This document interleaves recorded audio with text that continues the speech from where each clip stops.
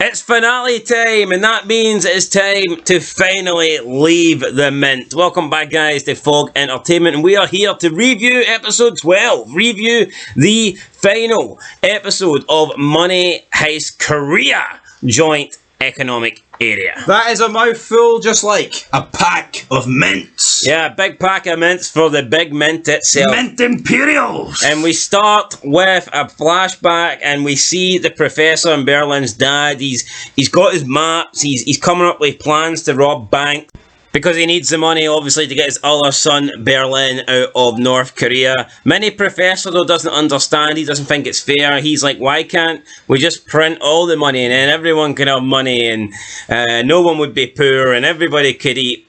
And Mini Professor, and that's not really how the world works. That's kind of how inflation would happen, and I'm not trying to defend all these, like, you know, greedy arseholes, but you can't just print unlimited amounts of money. It doesn't work that way. If you look at Germany post World War One, this is exactly what happened. They printed loads of money and they went into a deep recession. You look at the Great Depression in America, very similar. And to be honest, right, you can talk about the good morals of the professor and the crew here, but see this actual heist, what they've done, that's going to have massive effects on Korea. So, yeah, and like... So, everything he... Is it, make these poor people rich? It's made the medium, the rich, everyone come down a few levels. You can't just print all this wine and think it's alright. So the only thing you could argue is it could maybe change corrupt, like, officials. Could maybe bring the corrupt into the poor, but you're not making anyone else better off, apart from themselves. Maybe if you sort out the corruption at the top, then the people below get help welfare. But I totally get what you're saying, and like, I get Mini Professor, he's a kid at this point, and he thinks he can just print money, but yeah, that is not how Still it works. higher IQ than both of us. So at the age of like 6, well, I think he's slightly older than that. He's about 10. Yeah, so then his dad goes out to rob a bank. Don't know if it's the mint or whether it's just a normal bank, but he definitely has plans, I believe, to rob the mint. He's also got underground plans. He's got like a big giant map of like sewer systems that he can manage to escape from. But when he leaves, we see Mini Professor grabbing one of these like systems, one of the sewer system maps. So is that what it's called? Sewer system. Sewer system, so not my map. Yeah, it's like a diagram, a map of the sewer systems. That's what it is. See in Resident Evil, man, when you go into the sewer system, it's a map of the sewer system. I know, but I think what these kind of maps would be more detailed. I think there's a more sophisticated word for it. No, it's not a diagram. No. Anyway, right, it's something. And Mini Professor starts drawing on it, and he basically like draws a picture of everyone being handed out money and everyone's happy. Then he draws a wee like lake with someone on the other side who's got no money with their hands up. I'm assuming that's Berlin he's drawing. I'm going to assume. I don't know. For Berlin. Then we see him passed out later on his map.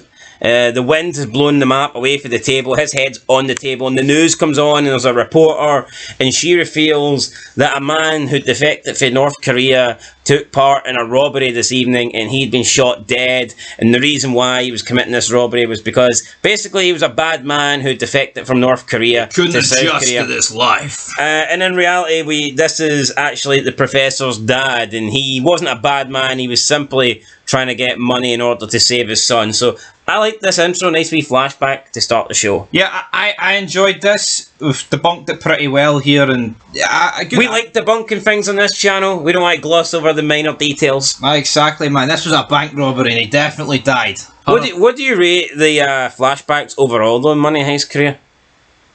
I like them. I thought they were done really well, especially because, like, I know you get into the mint very early, but then you get a load of flashbacks basically showing the team preparing to get in. I would go as far as saying it's probably the best show I've watched that's incorporated flashbacks. I would maybe also agree with that. And I even like the flashback where they had the professor meet I feel Woojin. like, it's a perfect where blend. He crashes him into her. I like that. It's a perfect blend because you look at a TV show like Lost and, well, I mean, see when your flashbacks is 50% of the episodes, every episode. No, that sucks. That does suck. But I think for like 6 seasons. I don't like flashbacks if they're just there for the sake of it, but if the flashbacks are actually adding to the importance of the show and actually developing characters and showing the stuff that we need to know that we didn't get to see, then flashbacks are 100% welcomed and necessary. But speaking of being welcomed, we welcomed the Professor and Berlin's crew into the Mint. Finally, they're there. They've dug the tunnels. The tunnels have been completed, and we get the reunion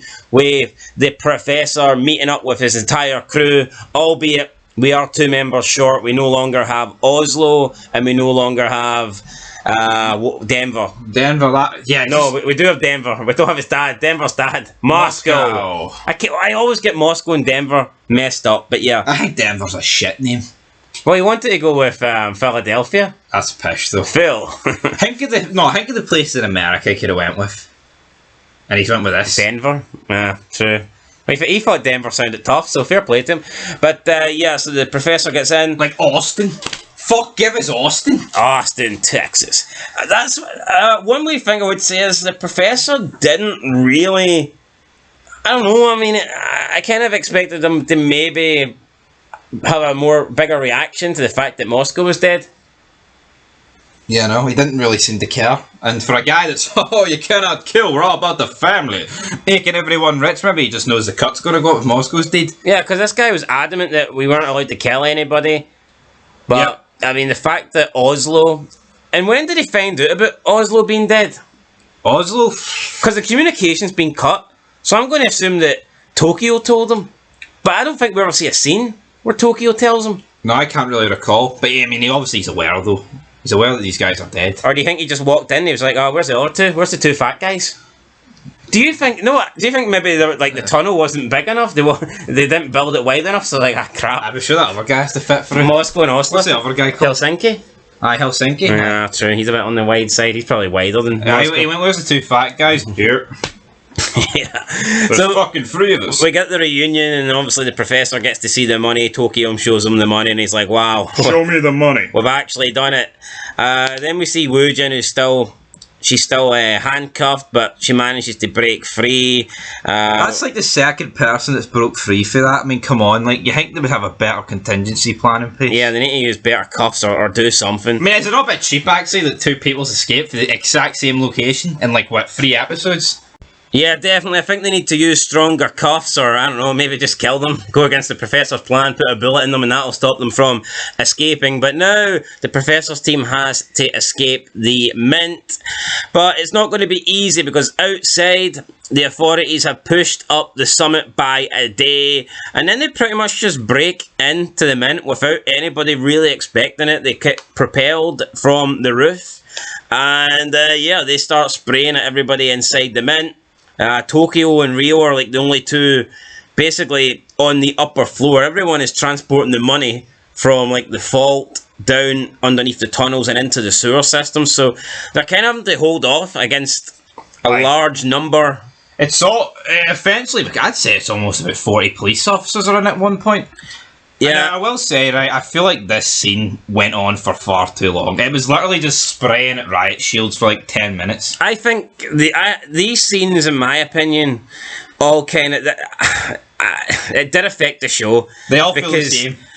Yeah, it felt. I think they should have did more to try and avoid having shootout scenes, because the Professor's people weren't allowed to kill. The Professor says, look, I don't want any of these dying. Yet sometimes you would just see them completely spraying. How do you know a bullet's not going to spray off a riot shield and hit somebody and kill them? Yeah, riot shields can withstand bullets, but seeing you're spraying this much bullets, they have to break. Right? Plus, there was a lot of I think there was dialogue from several people. I'm pretty sure Denver said it, I'm pretty sure Nairobi said it, and I'm pretty sure Berlin said it. Those 3, on at least one occasion, when having a shootout, said something about, I'm going to kill all these bastards. Yeah. Now, maybe that was for the authorities to think, we're not, we're actually you're in danger, we're going to attempt to kill you. But it is a bit weird when they're completely spraying at them and saying, I'm going to kill you, when the goal is not to kill them. Yeah, I wasn't a fan of this scene, right? It went on too long. If I'm not, it's literally about 10 minutes, isn't it? I think that does take away from the show, the fact that they can't kill anybody, the Professor won't allow it. Yeah, and it's also the fact, the police are just standing there, taking these bullets. They don't advance, they don't retreat, they're just fucking sitting there. Yeah. There's no attempt to flank, they don't move. What the fuck are we doing? Tokyo then gets shot, Rio's panicking. Nairobi's trying to hold them off. Then Berlin arrives. He lays down some covering fire. It's alright though, unlike Moscow, she told everyone because she was lying past it. Moscow went into the toilet like a wee shite bag for some reason. If Moscow just admitted that he'd been shot, he'd have survived. Would he have survived? I mean, medical attention way sooner. I think there's a... Possibly. I don't know what Moscow's game plan was. Oh, I'm annoyed at my sons. So I'm got feelings for her, so I'm just going to die. I'm going to go and hide in the cubicle like Elvis Presley. Like, what the hell?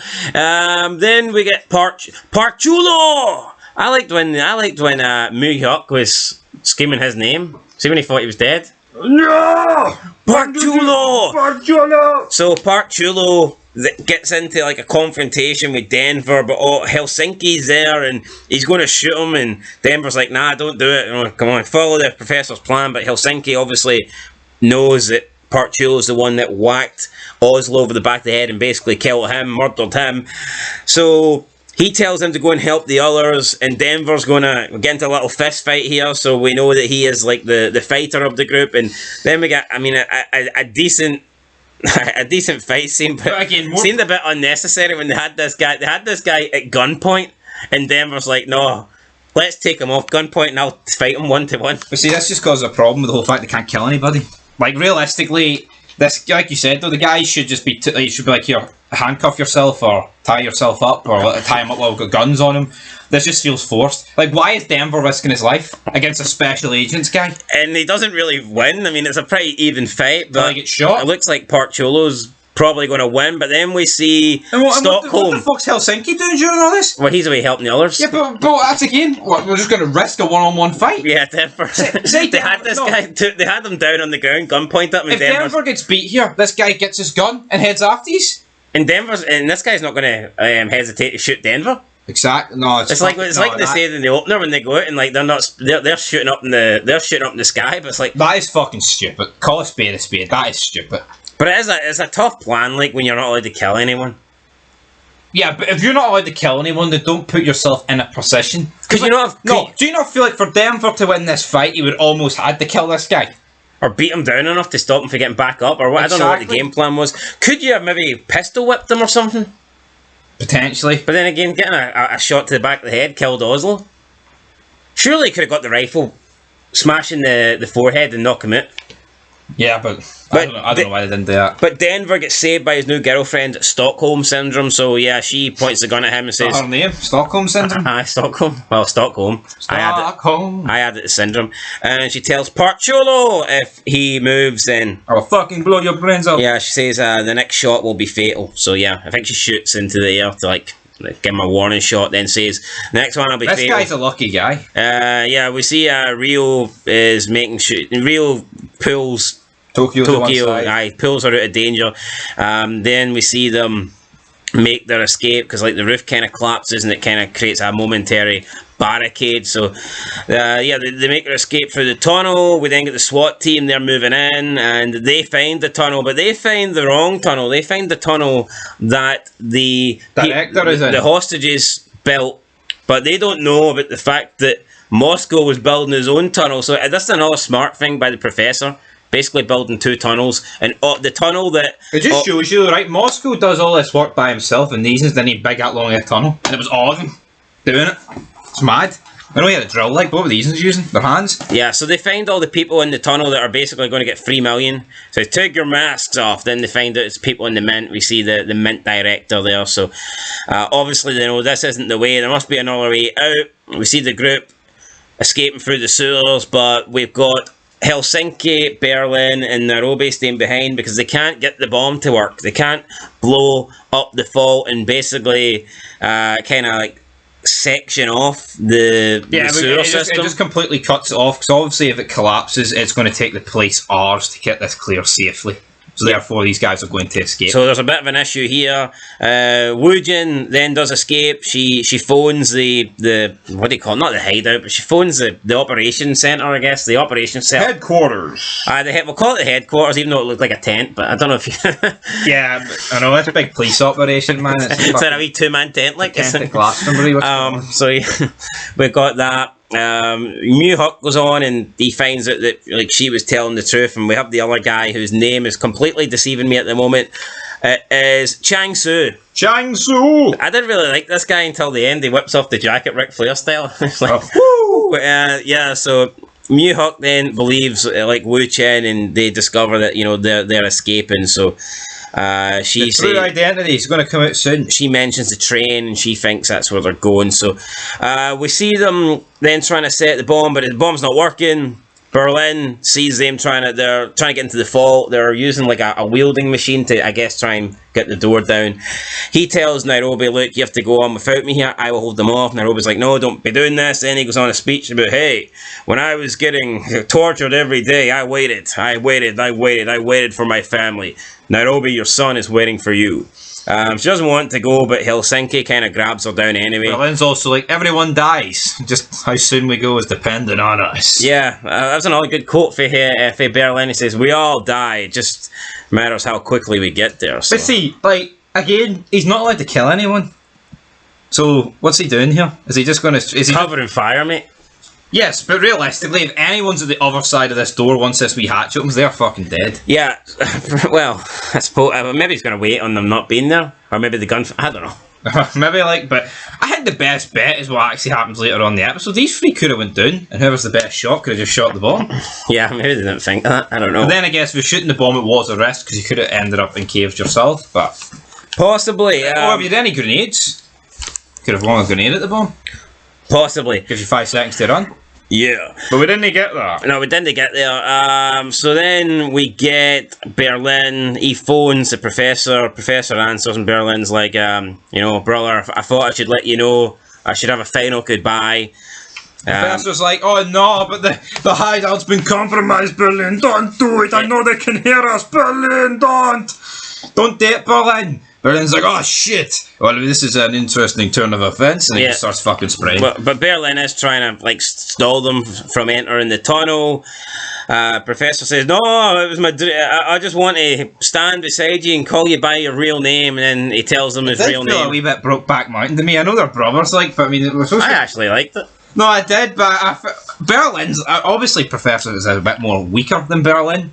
Then Berlin says... Like, the professor's fucking sitting in this tunnel, all alone, fucking greeting on the phone. Berlin says... Piss up to his fucking knees. When I was being tortured in the camps, you know, I was never afraid. I never give up, John Cena style. Yeah, but all you hear on the other... fucking... but right now, I'm beginning to feel a little afraid, and the professor's just pure crying his eyes out. He's like, fucking hear it. No, Berlin! No, Berlin! Berlin then tells the professor... The police like, what a fucking funny. I waited for you all those years. I'll wait again. Me and Fowler will see you on the other side. And then basically hangs up the phone and starts spraying at the door to try and buy them some time. Professor then just isn't having it, and he crumples to his knees and he drops the map, and map lands in the river, and that's him basically done, dusted. Professor looks like he's given up. Yeah, he's given up here, and you know what, if I was made to sound like a bitch in front of a complete police intercom, then I probably would fall to my fucking knees like this. He makes a phone call, and he speaks to the dickhead, the guy, I can't remember his name. The top guy this whole summit, man. Yeah, the top assemblyman. Kim Sangman.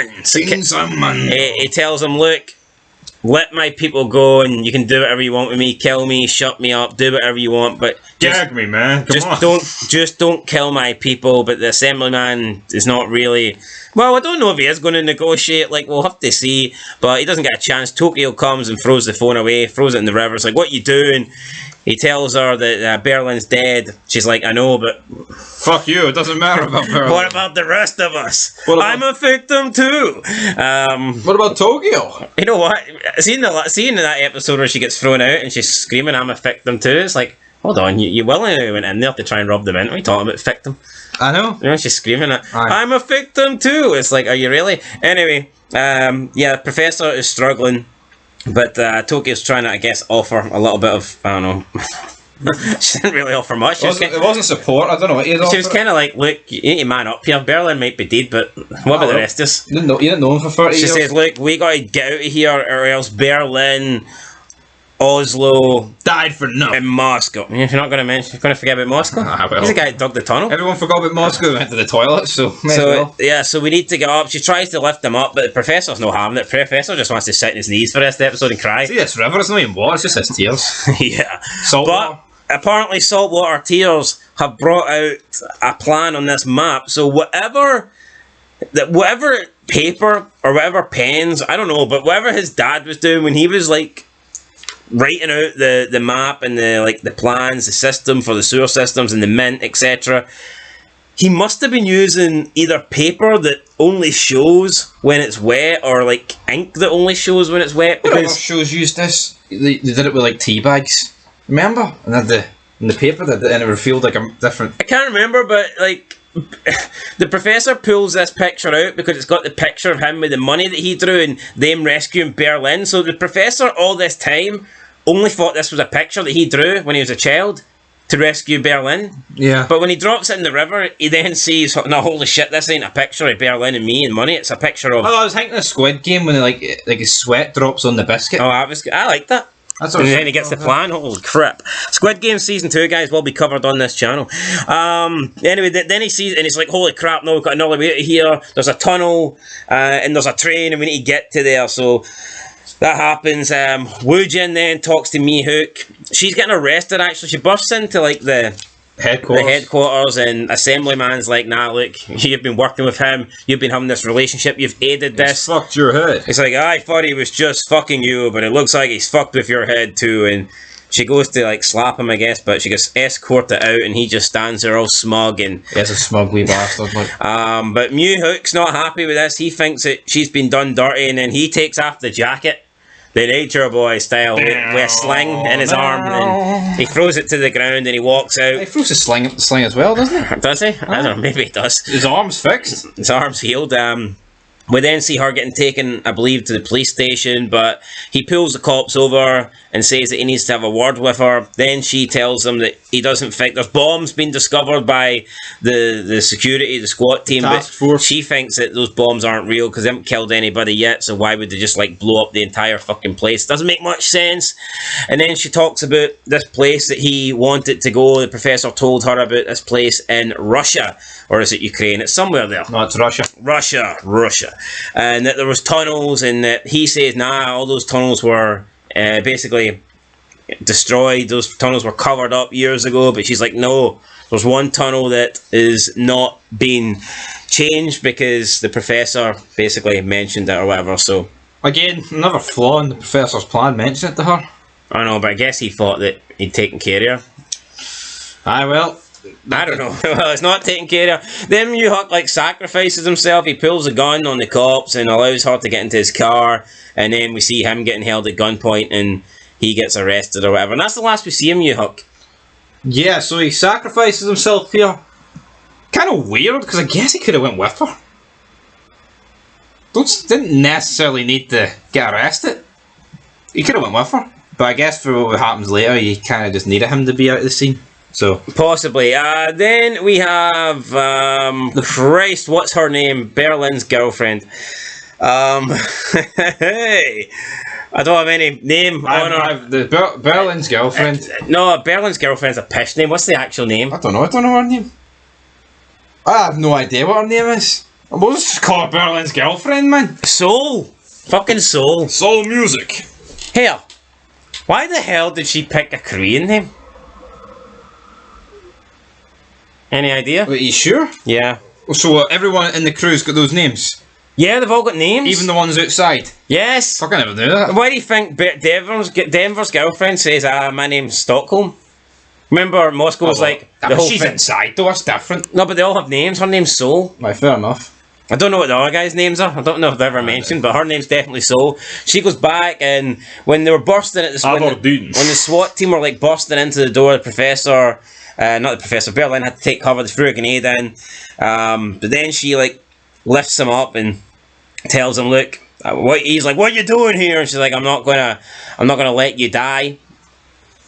And we live together. Yeah, pretty much he's like, you're stupid. And she's like, well, here, if you want to die, then I'm gonna die with you, effectively. So she like kind of drags him down into the the tunnel system that heads to the sewers.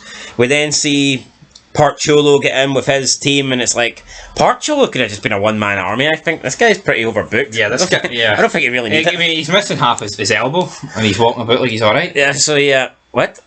Sure, he got shot in the arm. Did he? I can't remember that. That's how Stockholm got him off of Denver.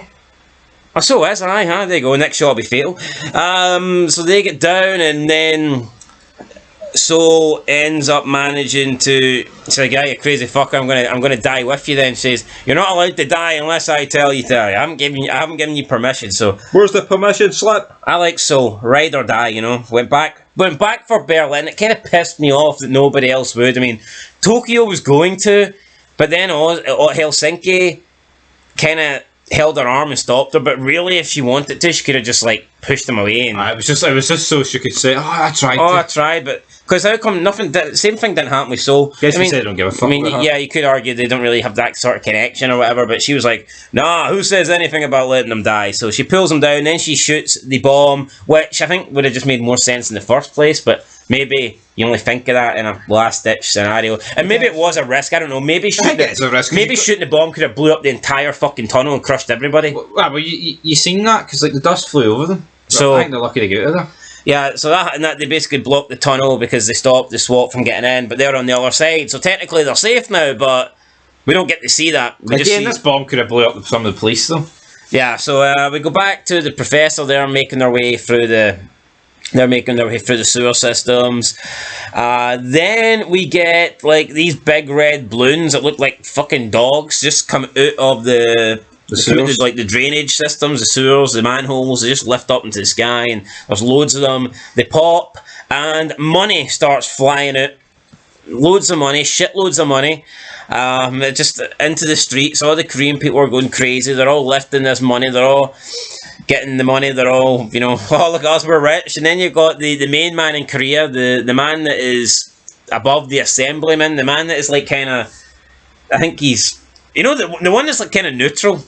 Not the top North Korean, not the top South Korean, the guy that's above both of them. Yeah, but he looks about 25 though. I'm not really sure. He looks really young. It doesn't look like he'd be in that sort of position of power. It's crazy how easy it is to remember people's names when they've got code names. But when it's anything Korean, let's just call him Big Man. Big neutral man. Yeah, it might have been Jae-yoon, but we'll just call him the Big Man. We're going to call him the Big Man. He's watching on. He sees all this money exploding, and he's raging. He's he's almost done a professor. He's getting brought to his knees. No! He doesn't like to see that. I want the money.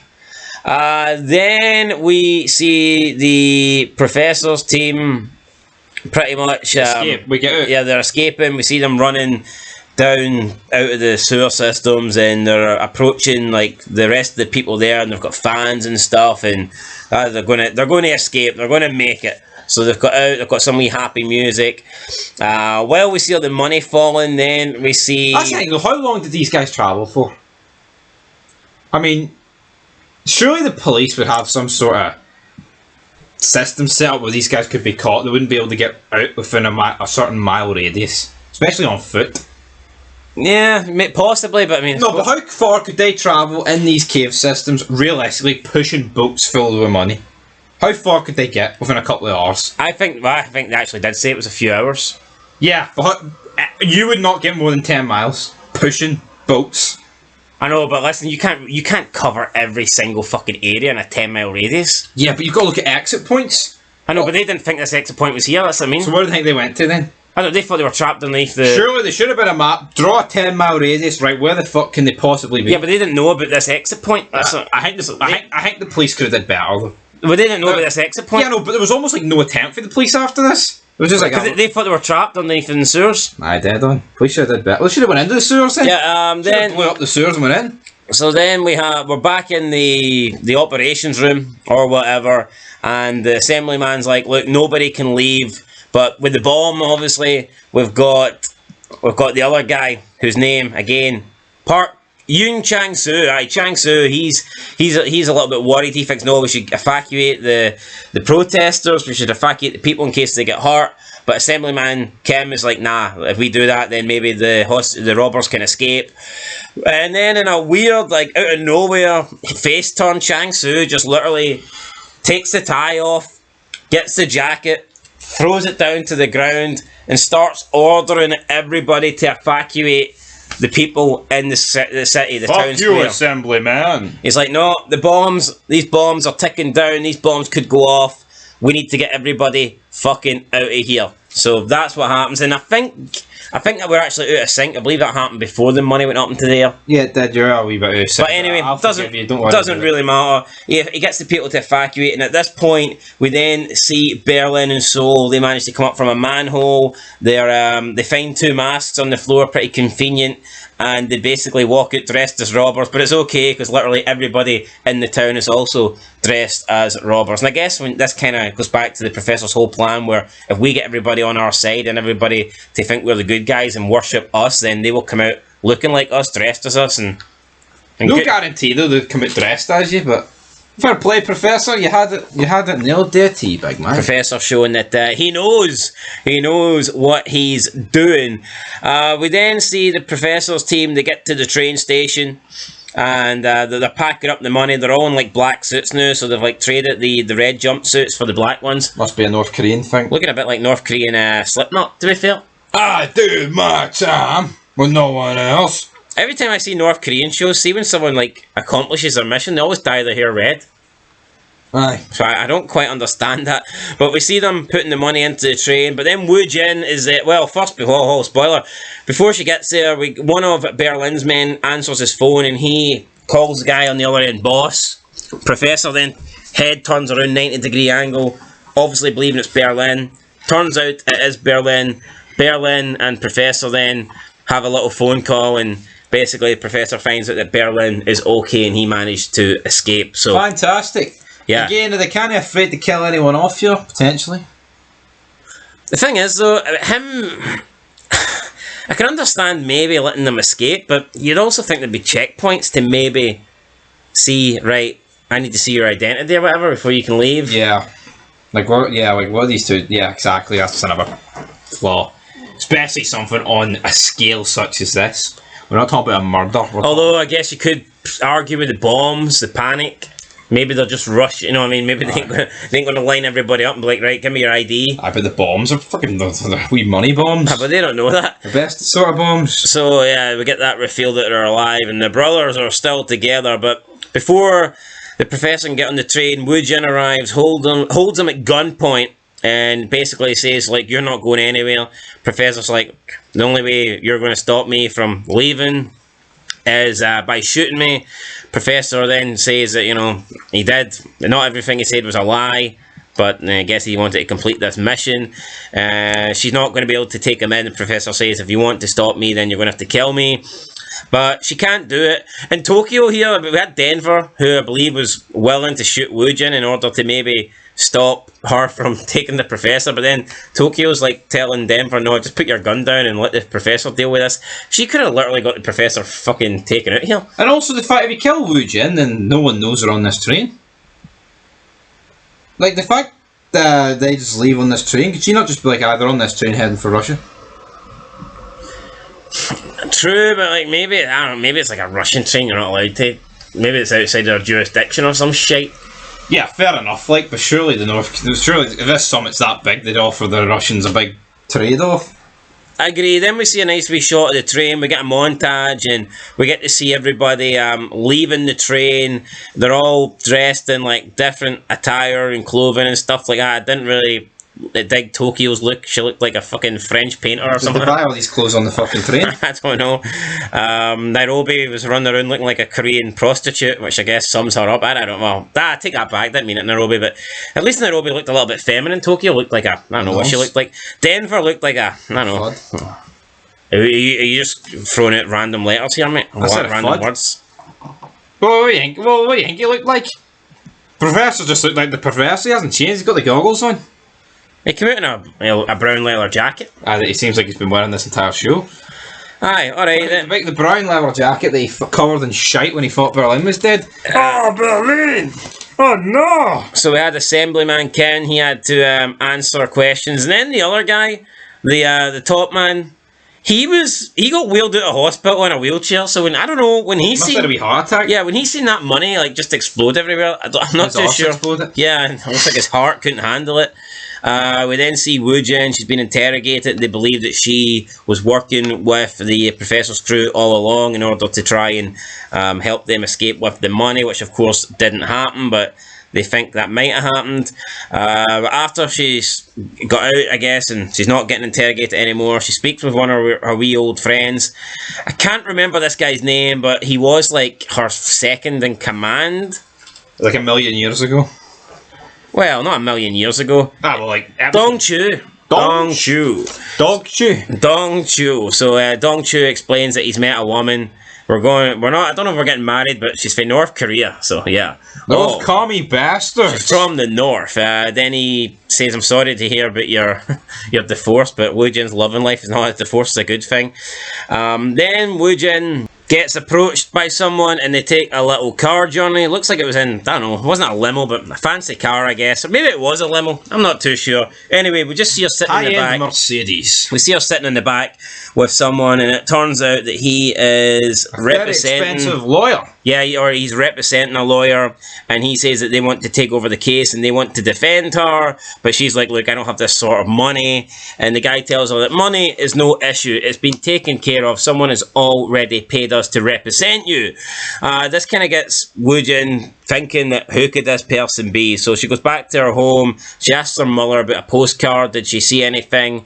Her mother then reveals it, she said it was scrumpled up, but I didn't bin it, and it turns out it is a Russian postcard. She then takes a trip to Russia. She arrives in Russia. She's asking some fishermen people about coffee. No Russian. You don't speak English.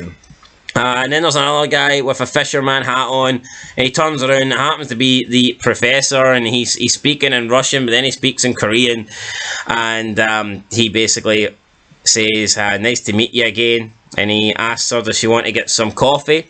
Because they never got round to getting coffee in the entire show, even though that was the thing he offered her when he first met her. So finally, after like 3 months, or maybe even more than 3 months. Wait, this has been a year actually, so we're talking maybe 12 months. No, 14 months, 14, 15 months.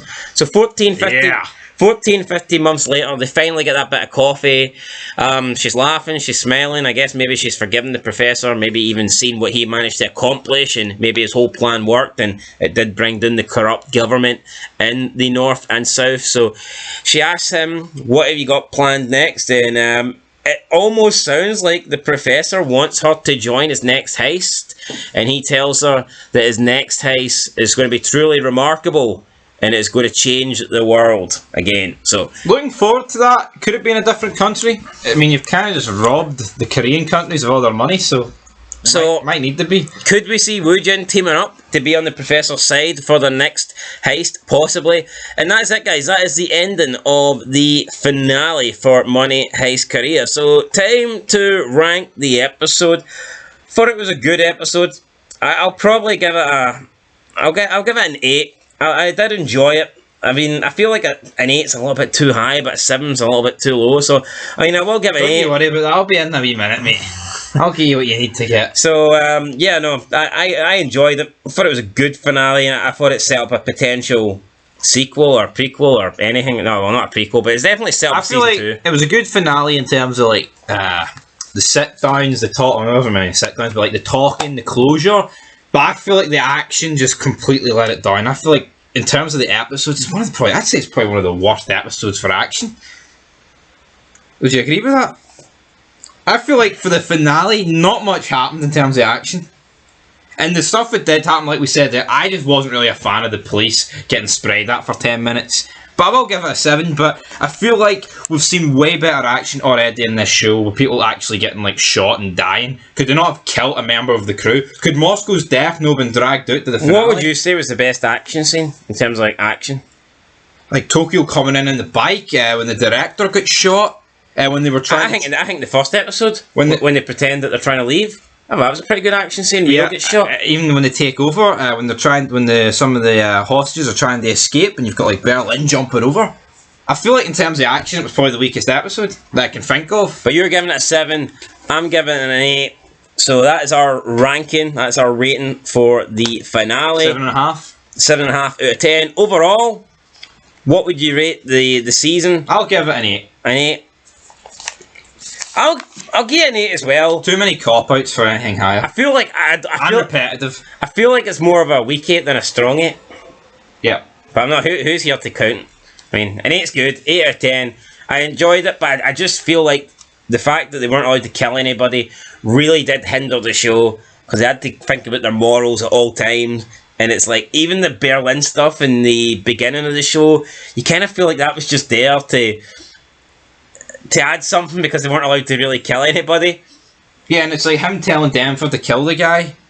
Or the girl, even. Well, so what if Denver did go through with that? Is it then both of them fucked up the rules? See, did Berlin think Denver was actually going to do it? See, that's a flaw. We don't know if Berlin was, for some reason, in the first half, just completely ignoring the Professor's plan, or was Berlin maybe just testing the group, and he wanted them to maybe believe that he was like going rogue in order to keep him and the Professor's relationship distant. Maybe he knew Denver wouldn't kill her. It's a lot of maybes, though. This sort of heist does not go on maybes, right? I think it was kind of a. I don't give a fuck. I just think, considering Berlin is the guy that Professor's put in charge, it doesn't really make a lot of sense to me for Berlin to order Denver to kill someone when the whole plan is we can't kill anybody. Exactly. It's a flaw. It was just to create tension. And it was in episode 2. It wasn't like later on when they've lost members and maybe he's frustrated and his meds are getting worse. It was in episode 2. It was like. Exactly. Bit weird, but yeah, we're going to give the finale a 7.5 out of 10. We're giving the overall season an 8 out of 10. And yeah, we maybe have some more ranking vids coming soon, some theory vids. Will there be a season 2? Potentially. Sets up a season 2. I think they've left it open. Be good to see with Berlin and the other girl, Seoul, across different locations. But maybe now with the time skip, there won't be. In the original series that absolutely sucks, by the way, they did bring a Berlin only sequel where it was like basically a sequel headlined by Berlin and he went on his own. I'd like that. So could we see something with Berlin and Seoul maybe doing a two-person thing? Possibly, but we'll have to wait and see, guys. That's it. We'll catch you in the next one. Fog Entertainment, peace out. Let us know what you thought down below in the comments, and we'll see you next time when we rank lots of Money Heist Korea videos. Till then though, peace.